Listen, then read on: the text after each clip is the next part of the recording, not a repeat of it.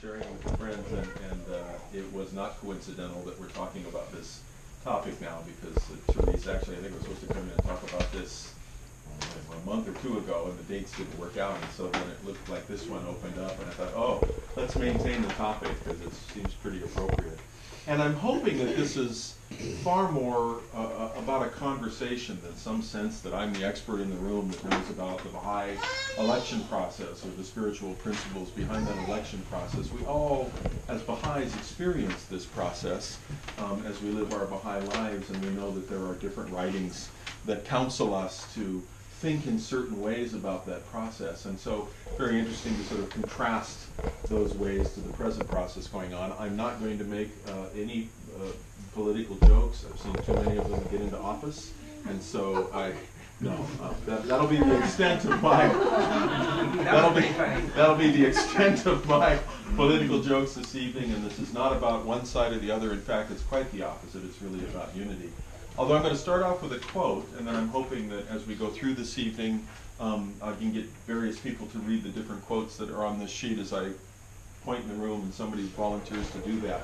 And then there's some questions after some of these quotes too. But I'm going to read a quote, and it's actually from, and by the way, if I'm using terms like Universal House of Justice and Baha'u'llah and Abdu'l-Baha, I think everybody in the room is familiar with at least those three terms. So maybe it's worthwhile saying that Baha'u'llah was the prophet founder of the Baha'i Faith.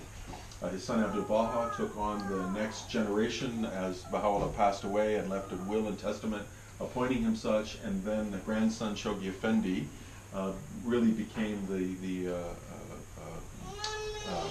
defender of the faith, in a sense, as Abdu'l-Baha passed away.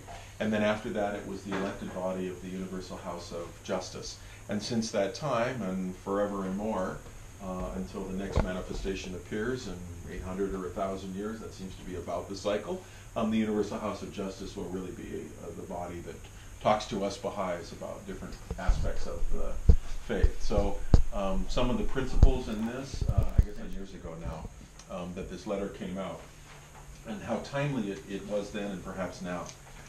It says, to the Baha'is of the world, dear Baha'i friends, one of the signs of the breakdown of society in all parts of the world is the erosion of trust and collaboration between the individual and the institutions of governance. In many nations, the electoral process has become discredited because of endemic corruption. Contributing to the widening distrust of so vital a process are the influence on the outcome from vested interests having access to lavish funds, the restrictions on freedom of choice inherent in a party system, and the distortion in public perception of the candidates by the bias expressed in the media. Apathy, alienation, and disillusionment are a consequence too, as is a growing sense of despair of the unlikelihood that the most capable citizens will emerge to deal with the manifold problems of a defective social order. Evident everywhere is a yearning for institutions which will dispense justice, dispel oppression, and foster an enduring unity between the disparate elements of society. So the link between religion and politics is fraught with peril. That's a legal term, but it's certainly fraught with disunity and division and lack of judgment.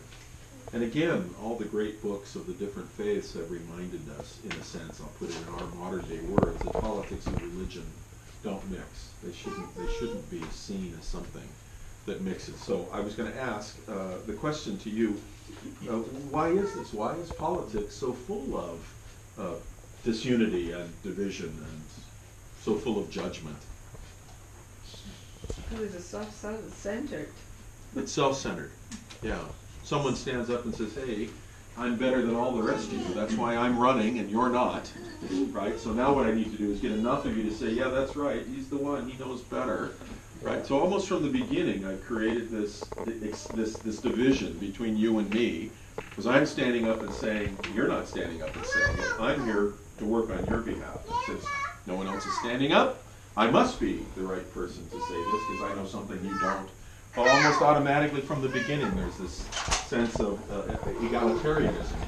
to that process, right? This election process that we've got that almost turns it to be self-centered, because in some ways I need to prove to you that I'm better. And that's why I'm the one standing up to say that I can lead you to some place that you yourselves couldn't lead yourself to. It's interesting that I think in the beginning that. But there are other reasons. Why are politics so full of disunity and judgment and division? Strive for power. Be in control.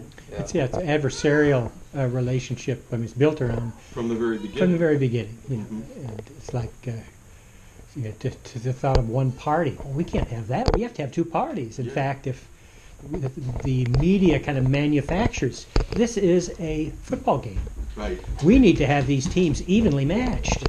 You know, we don't. There isn't even kind of an equivalency in terms of positions. That there's that tendency on the part of the journalist today, to want to enhance the team that doesn't have quite the best, so they can have a really interesting show and literally have $100 million extra in profits from the campaign. They even exclude the people they think don't have enough following right from the stage. I mean, they're not all candidates from all parties, quote unquote, are up there on the stage for us to see. Only the ones that have a certain level of influence, whether that's monetary or otherwise, get up there to even speak to us about things.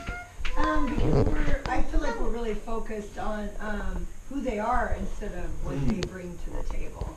You know, who they're, yeah. So again, I may need to create an image, even if I'm not better than you. I need to somehow create the image that I'm better because I've done all these things, or because you can see me doing this with babies, or whatever it is. I need to create the image that somehow I've got a balance, and bringing that balance into the equation here is somehow going to be very important to you as well, even if that's not me. Yeah, because I keep hearing, I don't like this person, I don't like